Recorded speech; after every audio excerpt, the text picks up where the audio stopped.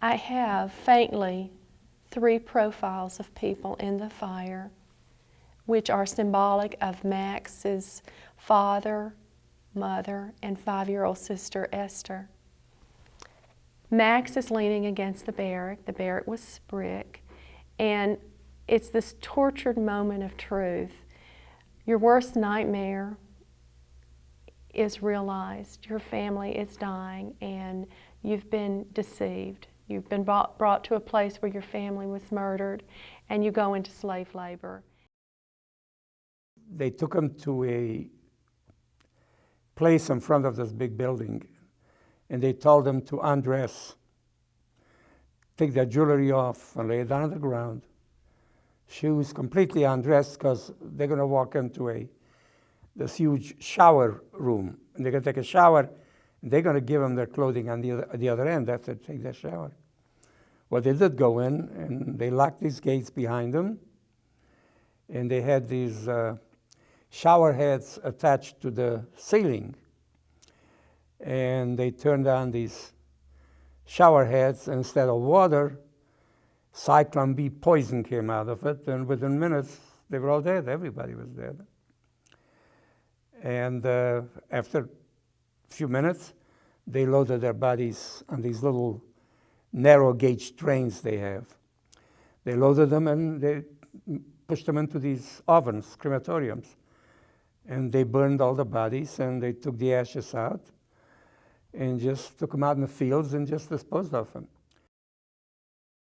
One of the things that the Nazis did during the Holocaust was either destroy or capture a lot of the Jewish symbols or religious pieces, and this was certainly the case in several countries, Czechoslovakia being one of those. But this is a Torah that was taken and was in a warehouse for probably 30 or 40 years, taken by the Nazis. Their plans were to build a museum later and just show how extravagant the Jews were in their pieces of religious art or their symbols. And many, many years after the war, these were found. It really has a great significance. It survived the Holocaust, and it's being put back in good use. It's not that I'm that religious, but it does have some tremendous meaning to me, significance, as a survivor. She was hidden in a bunker by nuns to escape the watch of the SS soldiers. In this picture, I'm showing drama through dark and light, which was the only light she saw during that 2-year period was when the door was cracked. And in the picture, I've painted it so that she's laying on the ground, and it's as if her arm and her hands are just sort of meshed into the ground, because I wanted to create this desolate situation, and I kept the picture very simple. It just was one of the most remarkable stories that we had heard of how she lived in this dark isolation, and just seemed natural. As it goes along with Mitzi's has a much larger ray of light coming through the room, but we took that and showed the darkness and light as Reva was a child, and then carried this through to her as she is now. That I was taken into a convent by nuns, which I didn't know what a nun means. After the liberation, I find out, and they put me in. They brought me into that convent, and they put me running in with me to a place, which they called it like a little bunker. I didn't know what that means either, but that was a place that I was laying there. They eyed me there from 1943 to 1945. It was a very, very small place, but I had for me, it was better to die than to be there, but I had no choice. And every couple of days, one of the nuns used to come in and through a little hole of the door, throw me in a little bit of food. Sometimes Was days that I couldn't even open my mouth because I was sick of malaria and typhus, and the lice was my breakfast, my dinner, my everything. I wanted to show the soccer ball was a very important thing. It's a symbol that saved Isaac from beatings and name callings throughout his school years. And the children in the back, I wanted people to wonder, were those Isaac's friends? Were they the non-Jewish kids that were deciding whether or not to harass him, to beat him, to call him names? So we know how cruel things can be in school, but he was the star in school, and he was just a Jewish boy outside of school, one that they could harass.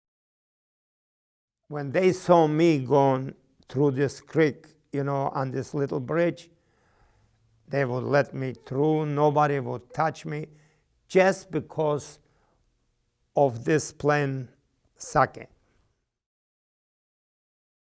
By knowing me, I saved a couple other Jewish kids, from throwing stone on them, Yeah, they would stop, they would stop beating up, and so far just let us through, This was at Passover holiday. After liberation, Isaac went to Palestine, and for a brief period of time he was a police officer. That's where he met his wife, Reva, who's also a survivor. And then after that, Isaac was a soldier and fought in the war there for Palestine to become the state of Israel. I survived a Second World War. Then I came to Israel and survived 2 wars. So somebody up there, said, it's no time. Not yet.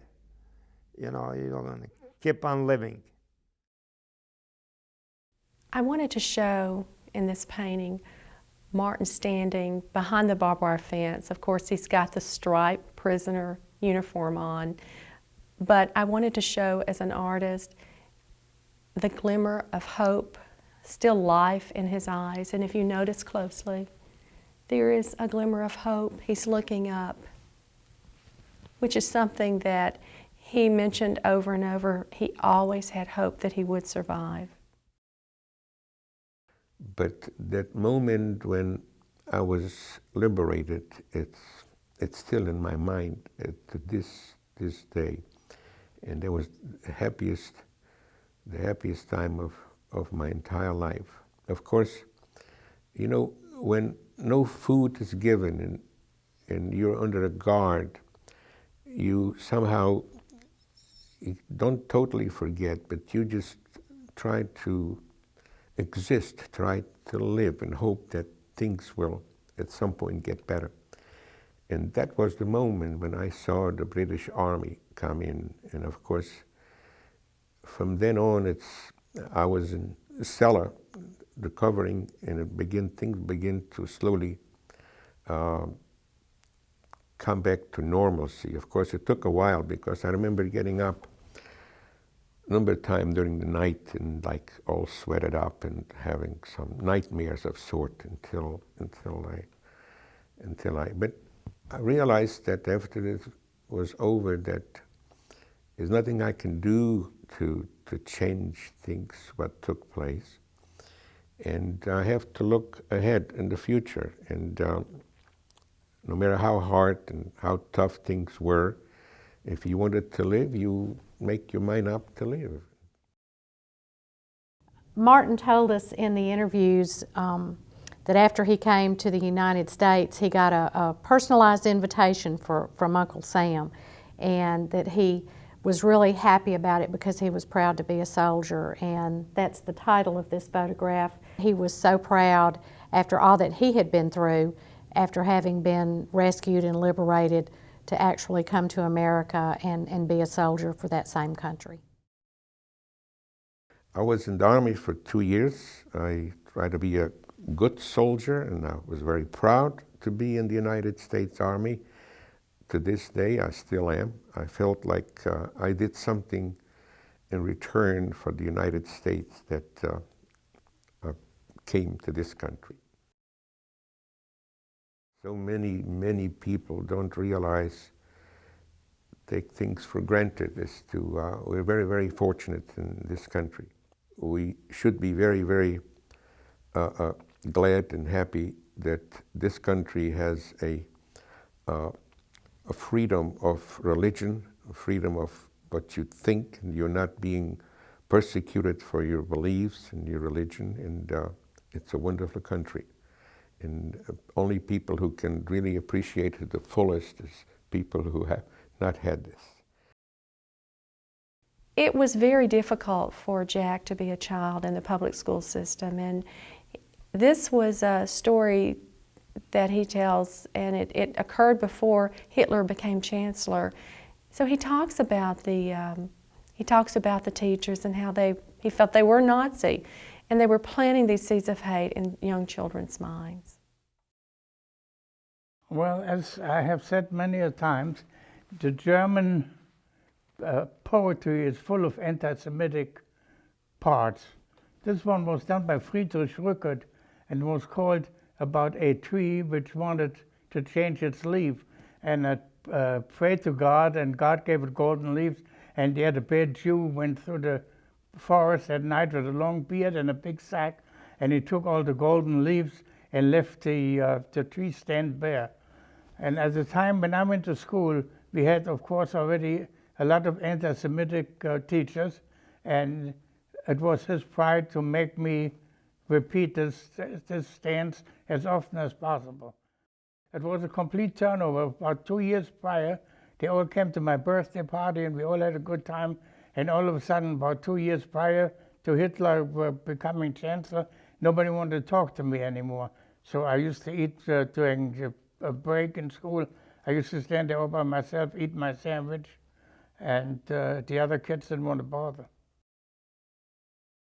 One of the most remarkable stories that Jack told us was about running to the fence, and how many camp prisoners would commit suicide by just running to the electrical fence and electrocuting themselves, because that was better than continuing to live the way that they had. And it seemed to be images, as I'm sure all images did, but these images in particular seemed to stand out to Jack in his memory, because he told us these stories many times, just about the things he had seen and how horrible it was, and the figures on the fence and then on the ground for several days, where the Nazis would leave them after they turned off the fence just to make a point. When I reflect back, I think of all the people that I used to know. I see them all alive. I don't see no more dead people. I don't want to see them. I've seen them, but I don't want to see them. I want to see, I shouldn't say the better aspect. How can you say the better aspect? But I want to see things I do want to see. I don't want to see the misery. I don't want to see them like my best friend dying. He looked like a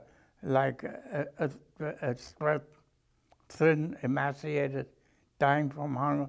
I don't want to see this. I saw him. I couldn't help him. He begged me for a piece of bread. I didn't have it to give. If you look closely, you'll see the mother. There's, in the reflection of the candlesticks, there's an outline of a person's forehead. Elsa with her braids, her profile. Ruth, the impression of Ruth with braids. And their brother, a profile. So I thought this would be a really unique way of showing the family being together and doing it in a way that it would cause someone to look at the picture, and not only was Elsa reflecting on that memory, but we can reflect with her through the painting.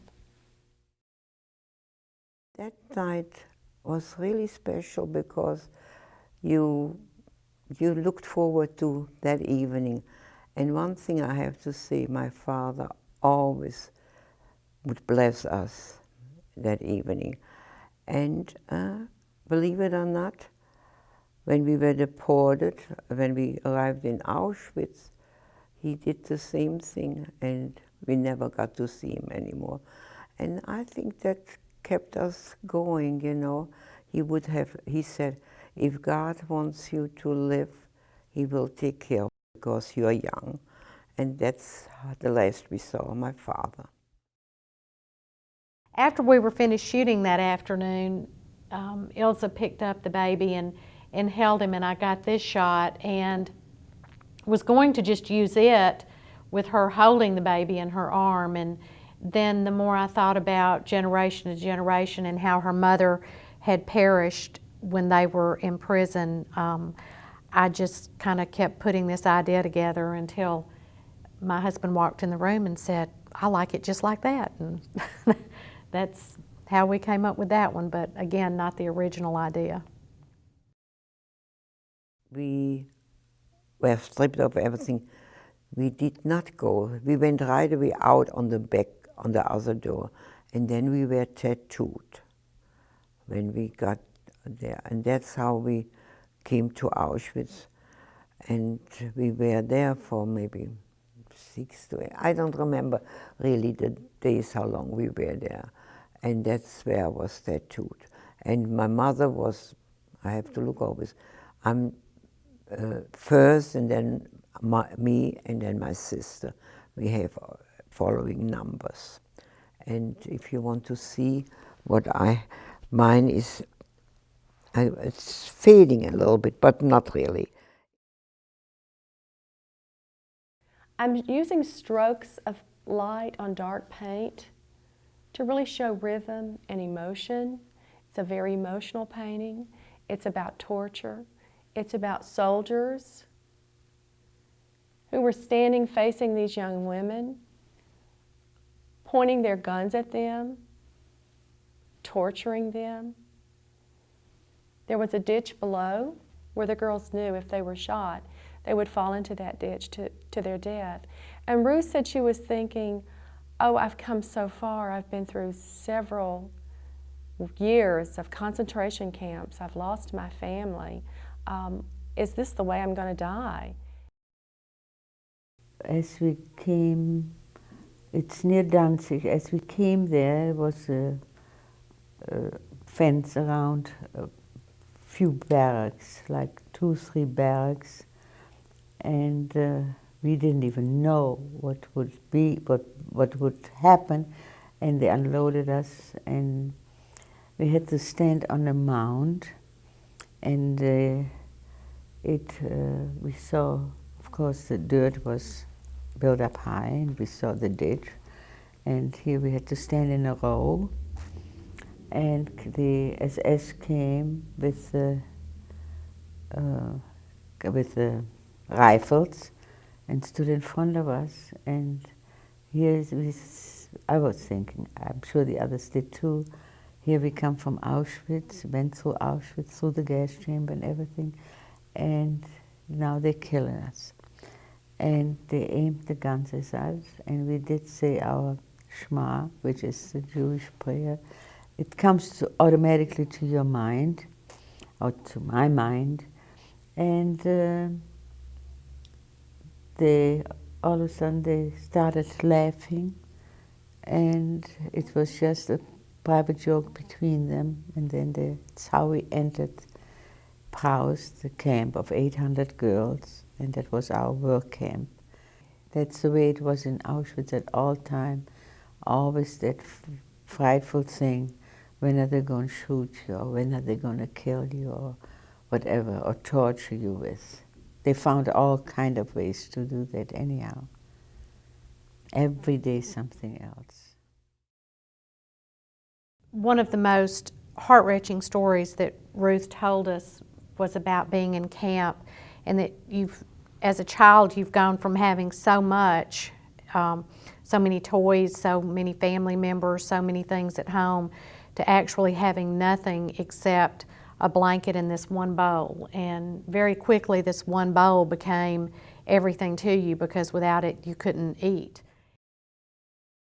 We held on to it so strongly, because if it was stolen, if you lost it, you would not have any food. They would not give you another bowl. So that was the most prized possession. We didn't take those chances. We held on to it and slept with it and held on to it even during the night, that nobody would steal it. And if somebody died, somebody would grab it pretty fast. I wanted to show a family scene, a scene of Max, his family in the evening. His mother had a sewing shop during the day. She took orders. At night, she made the clothes. His father was a diamond cutter. In the evening, he would bring Max and his brother to the shop, and they all spent the time together. They were usually there until 11, 12 o'clock at night. Max recalls his parents working very hard, and he wasn't crazy about sitting on the floor cutting threads for his mom, but it leaves him with happy memories of the family, a time that was good before they were forced to leave their home.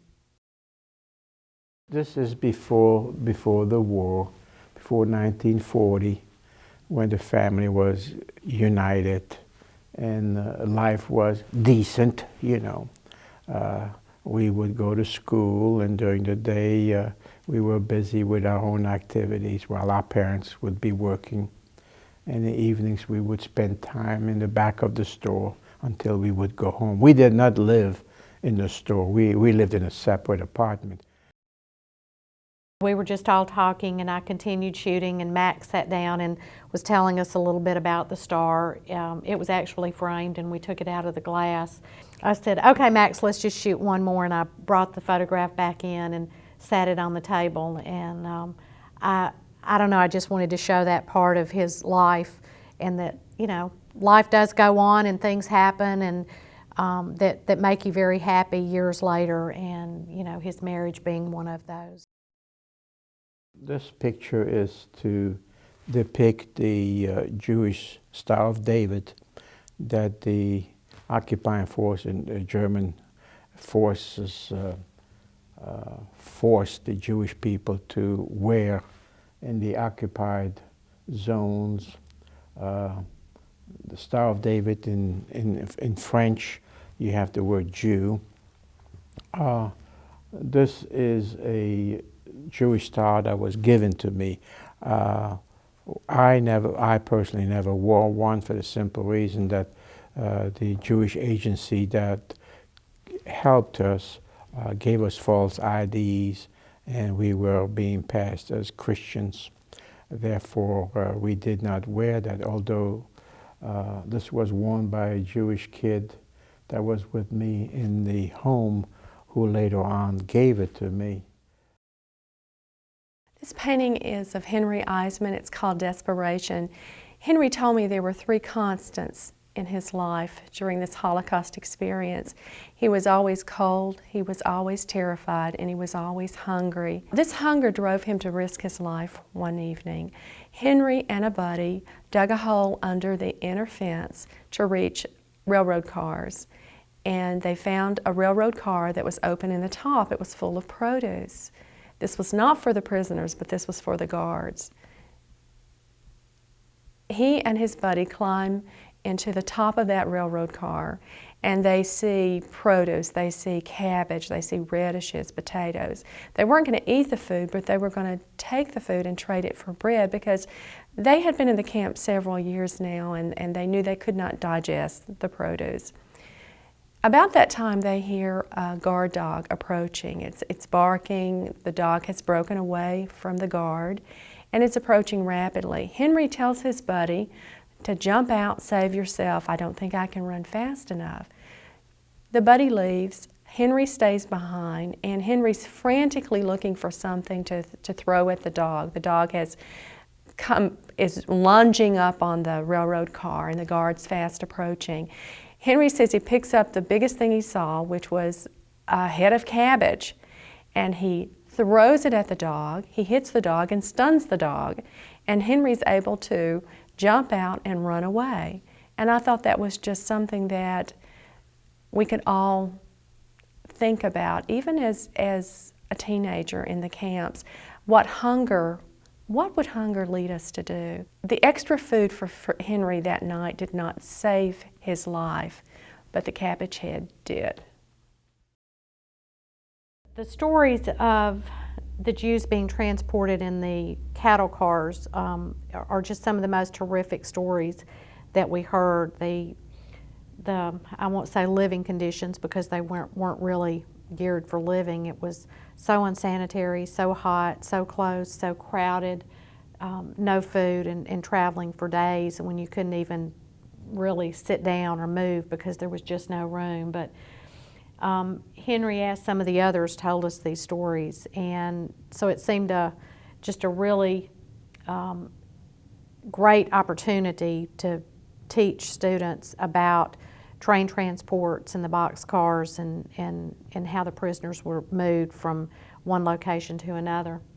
The gentleman went to get a broom to come back and sweep it out, and Henry, who was looking inside, said, "Please don't sweep because they were so nasty and dirty that this is really, actually looks pretty good compared to what we were transported in."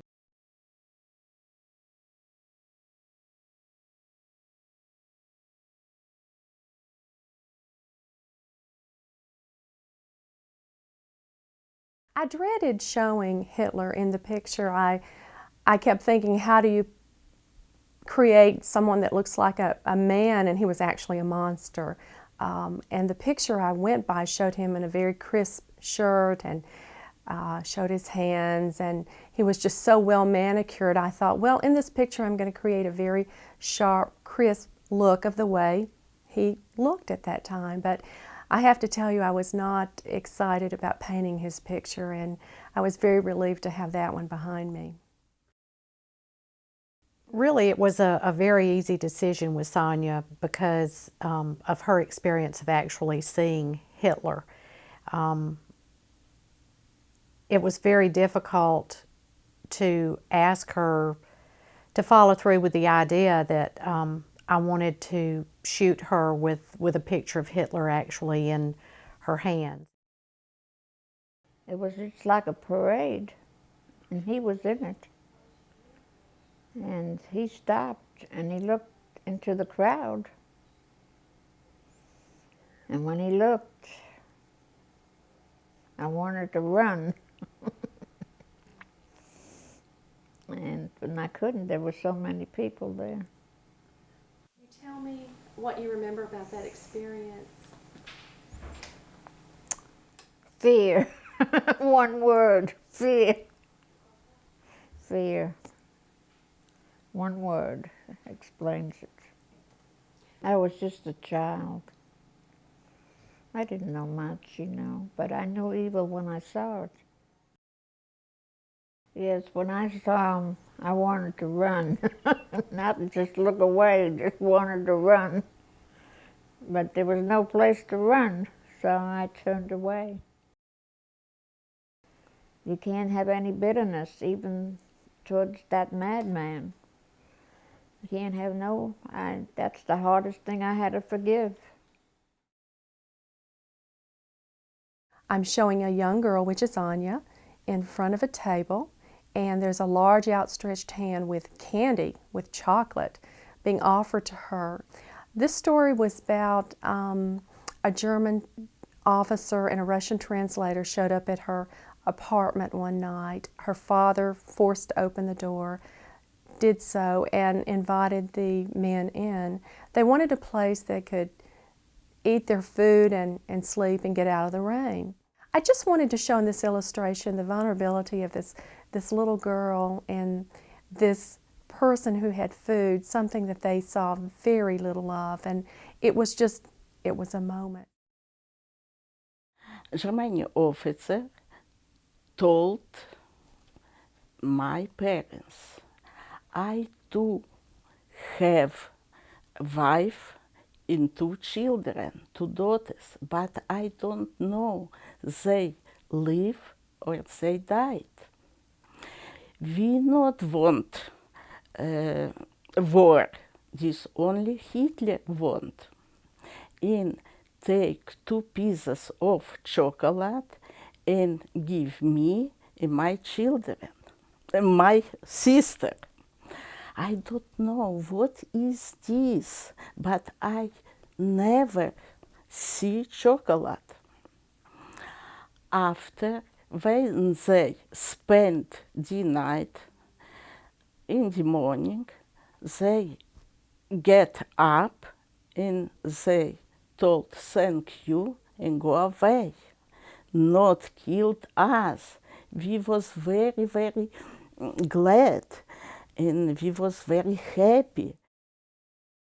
Anya is just so full of life and so happy to be in America and so proud of so many things. She's proud of her citizenship and how she took the test and how great she did on the test, how hard she studied, and that's an amazing story to hear, is how she became a citizen. But the thing that came through with Anya was how excited and how proud she is to be a member of Temple Beth El, and that in America she has a freedom to worship. I'm very glad American people is very politely, very friendly. I like America. I like my country too. And I like America too. In every country have good side and bad side. The reflection that's staring back at you shows a boy who's scared, who's sad, and I'm simply doing that by the lines on the faces of the mouth, dropping them a little, which depicts sadness. The eyes are brought down just a little. Also, at the points of broken glass, I've added a little more color with the pastel to add the sharpness. So because he experienced this firsthand, I thought the best way to get this visual, the story across, is to have a reflection where you're showing a change from the boy from the outside looking in. One of the things that Mitzi and I experienced and learned all too well with the survivors is how they have so few, if anything, from when they were a child, because everything was either destroyed or left behind. And so very few photographs or very few possessions of when they were little. And in interviewing Bob, he shared with us that night a little silver cup that survived Kristallnacht, or the Night of Broken Glass. I remember distinctly in Frankfurt at the time, we were warned that they would be coming in through the houses to destroy things, and the best thing to do is to just leave. And I remember walking the streets for several hours with my aunt to get out of the house. In Camberg, my mother and father were warned also, and they in turn spent the night in the Jewish cemetery while the thugs went through the house, destroying the house and the store, destroying everything that they could destroy. The synagogues were burnt, the Philanthropine was burnt and destroyed, and there was no more school after that. This is what I remember: broken glass, broken windows. In Camberg, my mother and father, the same happened to them, and the little chalice that I was holding in the picture represents the only thing that my mother brought out of Germany that had not been totally destroyed. Jack's parents worked in Cherson, Russia in a work camp, and it's not really known to us about the circumstances of that particular work camp. We do know that they did have to endure very cold temperatures. There was a shortage of food. Jack was only 5 pounds when he was born and a sickly baby. So, you know, conditions weren't favorable for a baby to be healthy under those circumstances. I wanted to show the mother's hand that's reaching around in front and the father's arm and hand. I wanted to show that as sort of a rough texture because they were in a work camp. It was not a place of luxury. So I wanted to depict that through the strokes of the oil pastel. And it seemed to always come back to me when I would tell someone that Jack was participating. They would say, "Oh, Jack, he's the latke cook for the Hanukkah lunch." That became our story for Jack, and it's something that he is so well known for throughout the community in Birmingham. Knowing that my parents ended up in a work camp and were able to get out of that work camp and travel after I was born. Well, excuse me, I was about 3 months old and when the war ended, but they were able to leave the work camp. And I kept quiet on the trip because traveling and trying to hide from the people that would capture them and put them back in a work camp, labor camp, or worse, it was fortunate that I stayed quiet. And they made it out, and then after the war, as they were, they hadn't have a homeland to go back to, had no possessions, no homes, no real country to go back to. Having a cooking background, I was put on potato latkes, which I enjoyed doing because everybody leaves you alone. You're not running around the kitchen. You're sitting there taking care of those 3 or 4, pots or pans that you're working with. But ever since then, down through the, gosh, it's been probably 20 years now, I'm the potato latke guy, one of the potato latke guys. And I enjoy it. I look forward to it. I also look forward to helping out, to finding, a lot of reward in being able to be productive and doing something like this. In Henry Stern's picture, I've called it the symbol of freedom because the Statue of Liberty was the symbol of freedom for the people on that ship coming into the harbor that day. Henry was a young boy, but he knew the significance of that site. I had taken the camera that day, and after we interviewed Henry, he wanted us to go down to his office for him to show us the video from the newscast where he was interviewed after finding his cousin. And so we were just sitting down there, and I said, well, let me get my camera out and maybe just take a few pictures. And I was so glad I did because just the facial expressions when he was remembering that meeting and the video playing in the background, it just turned out to be a real special moment because you could tell it was not something that was staged or planned, but just his honest reaction to that memory of that day. But I remember going on the ship. It was the SS Washington. It was a tremendous ship. And we sailed from Hamburg, and we stopped in England and Ireland, and I've forgotten where else, and anyway. It took about 10 days to get to New York. The day we were coming into New York, I didn't know what to expect. I think I remember looking out and seeing the beautiful lady on the island. But the freedom of choice, a freedom of where you wanted to go, who you wanted to associate with, who you could play with, is something that just was not known in Europe, all over Europe. On Sunday morning, November the 20th, 2004, at 4:30 in the morning, I couldn't sleep. My wife was ill at the time. I fixed me a cup of coffee and I went down to my computer. And I did a lot of days. I typed in my grandmother's name, Ida, I-D-A, Stern, S-T-E-R-N.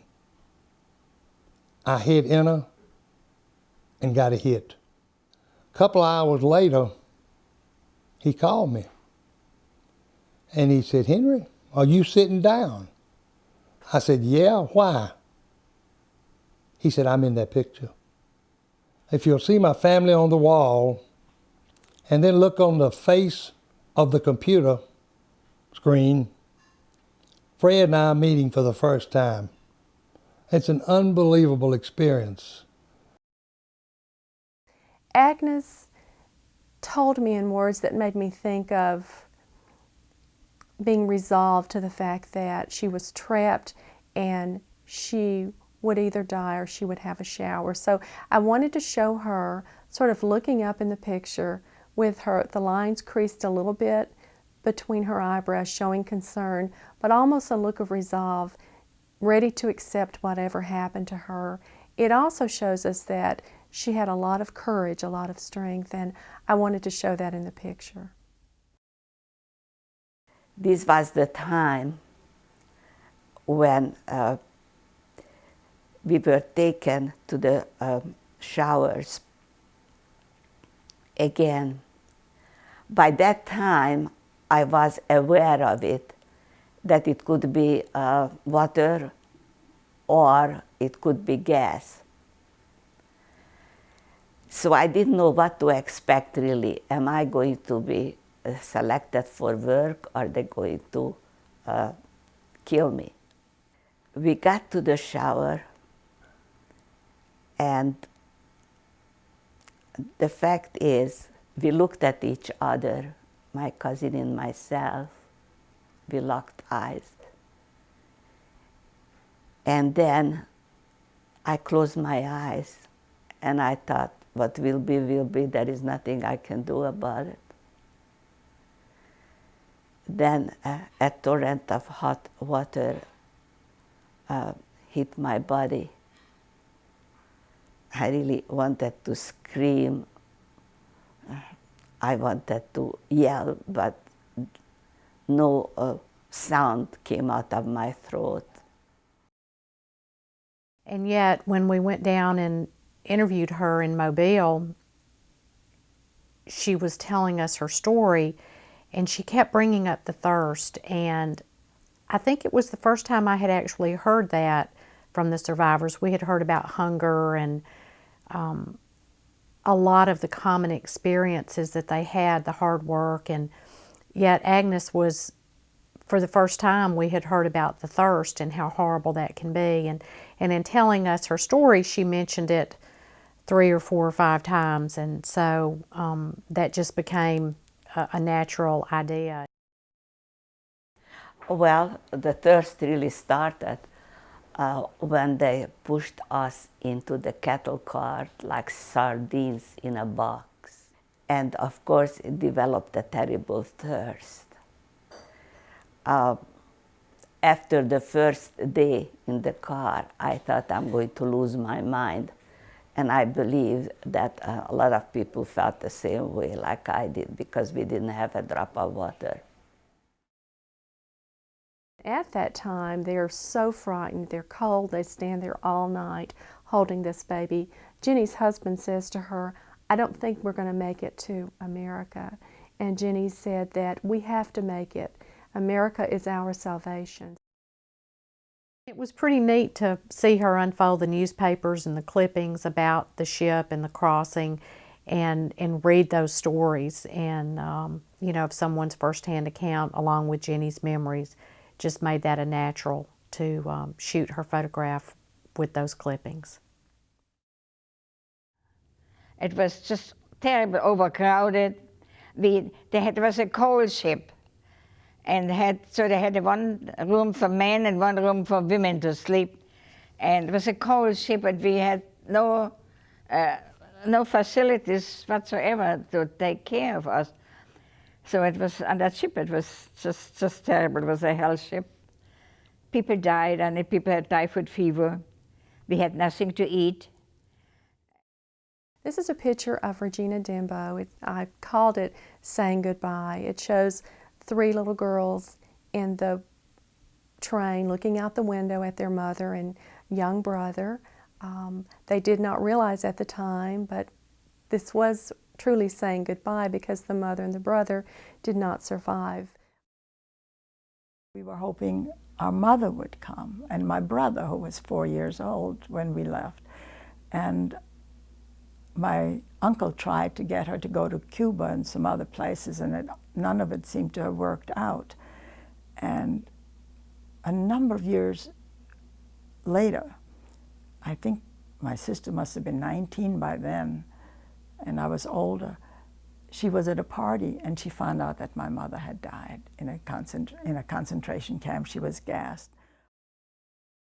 She had 2 great influences that motivated her to become a teacher.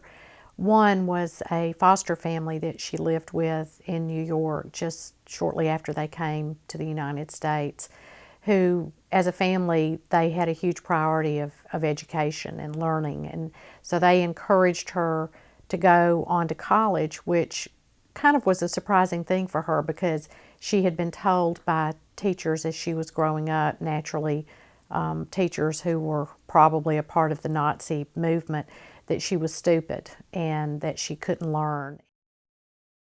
Well, as a student, I was really miserable because I had a teacher who did not like the 4 or 5 Jews that were in class, and especially those whose parentage was Polish. And my father never could get Austrian citizenship, so I was, even though I was born in Vienna, I was considered Polish ancestry. Unfortunately, the children, the Jewish children, were not allowed to go to school anymore, so he had a lot of time on his hands. So his curiosity led him out on the street, and his adventurous spirit, and he was witness to a changing world. I remember seeing this gentleman in a very fine coat, and he wore a, was it a bowler?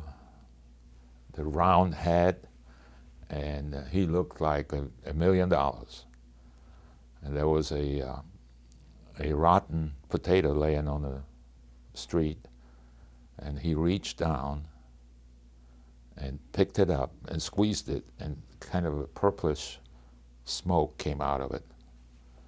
I do remember that. And he goes, smelled it, and obviously that did not smell attractive. And he looked at it one more time and stuck it in his pocket. So this kind of indicates to you the food shortage and the circumstances. I think Stan Mikenow has probably done more exciting things than I can ever imagine anyone doing. And when he tells you about them, there's just a little gleam in his eye and how much fun it all was, and like he was never in any real danger at all. So when we interviewed him and he told us stories of how he was a Green Beret, he was in the Special Forces, 2 tours of Vietnam, all of the flying, and probably we don't even know a fraction of all that he has done that's exciting and daring. And he ended that telling us that he is actually on the list to be one of the people to go to the moon, which is not, you know, anybody else would tell you that and it might be surprising, but not with Stan, you think, well, certainly, why not? Well, I went through jump school, and then I was assigned to the 82nd Airborne. And then I heard about Special Forces, and they were seeking people who spoke languages, and of course I spoke 4 languages. So I applied for that, and I got accepted. Went through Special Forces training, earned myself a Green Beret. He said, the 4 years I was in the Ribbenitsa ghetto, I did not sleep. I was so afraid. They had so many incidents of family members being taken away and never seeing them again, or their small apartments being searched. And he was just always afraid. And in the art, I took again an oil pastel that I could show the harshness of the lights and the darks. I wanted to show this young boy with his arms folded, sitting on the edge of his bed, simply afraid to go to sleep, because fear was the constant in his world. Каждый день я его сам, каждые 3-4 дня, максимум 5 дней, нас выгоняли на площадь. Держали под солнце, дождь, снег, мороз по 5-6 часов. So he repeated again that they were forced to go to this plaza for each 3-4 days and keep them there 5-6 hours until somebody will decide their fate. в окружении солдат. And they were surrounded by those soldiers with guns in their hands. Готовы даже на месте расстреливать. And they were ready to kill him right there. There's one thing that was not very difficult at all to understand in speaking with him when we interviewed Leonid, and that was how happy he was to come to America, and that it's just a magnificent place of freedom where you can be who you want to be and just live in peace. Приехал сюда, здесь свободно, религия, все свободно, синагоги есть, все можно ходить. То, что я хожу не каждый день, но по праздникам, все праздники я в синагоге. And this is a miracle because he came here and now he can go to synagogue and like openly practice what he was, how to say that, missed and wasn't allowed to do for so many years. I'm good living, I'm work good, I'm right. Скажите, счастлив, happy. Thank you was can come from America. Yeah, I'm glad to be in America. I think this is it. The name of this painting is Destination Alabama, USA. I wanted to have a painting that symbolized the entire Holocaust exhibit, Darkness into Life. In this painting, I'm illustrating the fall of the Nazi regime, coming to America and making a home in Alabama. When you look at the lower left in the painting, you see the Nazi flag and the words fear, genocide, and hate going up in flames. Below this, you see a barbed wire fence that represents the confinement placed on a people, whether it was in the ghettos, camps, or restricted areas. In the extreme lower left, look closely. You will see the outline of a ghostly figure, perhaps one of the millions burned. In the upper right side of the painting, you see the Statue of Liberty, surrounded by the words freedom, hope, and peace. When the Holocaust survivors speak these words, they truly understand the meaning. Coming to America was their salvation. In the upper side of the painting, you will see the stripes of the American flag. Some of the flames lap over the lower stripes. Even though we won the war, this evil regime touched and destroyed many American lives. We must never take for granted the sacrifice of brave men and women for good to triumph over evil. In the middle, the state of Alabama is outlined in gold. Inside this outline, you see a profile of a person. You cannot detect if it is male, female, young, or old. This person is symbolic of Holocaust survivors who made their home in Alabama. The light from the torch of the Statue of Liberty beams down directly into the person's eyes. The upward position of the profile gives the feeling of hope for a better future in a land where they have the opportunity to experience freedom.